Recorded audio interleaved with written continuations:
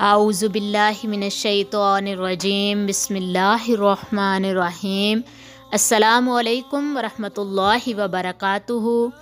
آج کا خاص وظیفہ عید کے دن کے حوالے سے ہے۔ عید کے دن آسمان سے آواز آتی ہے کہ اے روزہ دارو اپنے تحفے کی طرف آؤ۔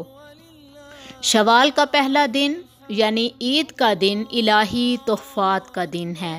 امیر المومنین حضرت علی ابن ابی طالب رضی اللہ تعالیٰ عنہ نے عید الفطر کے ایک خطبے میں ارشاد فرمایا، اے لوگو یہ وہ دن ہے کہ جس میں نیک لوگ اپنا انعام حاصل کریں گے۔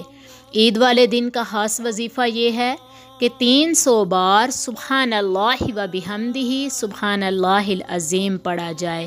سبحان اللہ و بحمدہ اپنے لیے پڑھیں، اپنے پیارے مرحومین کے لیے پڑھیں جو اس دنیا فانی سے تشریف لے جا چکے ہیں، انہیں بھی اپنی دعاؤں میں یاد کیجئے، انہیں بھی تحفتاً ہدیتاً نذرانتاً ثواب کی نیت سے اس عمل کو کر کے انہیں بھی تحفہ پیش کیجئے۔ 300 بار پڑھیں، اپنے لیے پڑھیں، اپنے مرحومین کے لیے پڑھیں، ایصال ثواب کے طور پر۔ نبی پاک صلی اللہ علیہ وآلہ وسلم نے ارشاد فرمایا کہ سبحان اللہ و بحمدہ سبحان اللہ العظیم بہت ہلکا زبان کے لیے لیکن وزن میں بہت بھاری وظیفہ ہے، آسان سا وظیفہ ہے، جلدی ادا ہونے والا اور فوراً پڑھا جانے والا وظیفہ ہے، لیکن میزان میں بہت ہی وزنی ہے۔ اس لیے لازمی 300 بار پڑھیں، اپنے لیے پڑھیں، اپنے پیاروں کے لیے پڑھیں۔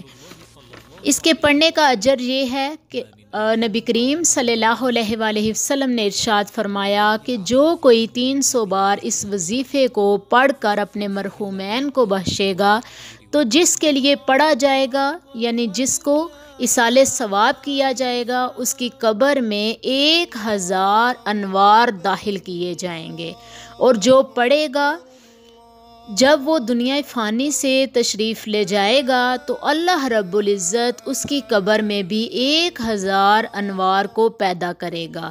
تو سب مل کر عید الفطر کے دن چھوٹا سا عمل کیجئے، 300 بار سبحان اللہ و بحمدہ سبحان اللہ العظیم پڑھیے، اپنے لیے پڑھیے، اپنے پیاروں کے لیے پڑھیے، ان کے لیے مغفرت کی دعائیں کریں، اور اللہ رب العزت آپ کو، مجھے، ہم سب کو عمل کی توفیق عطا فرمائے۔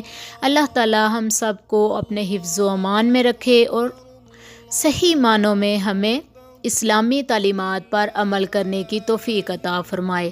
وما علینا الا البلاغ المبین۔ السلام علیکم ورحمۃ اللہ وبرکاتہ۔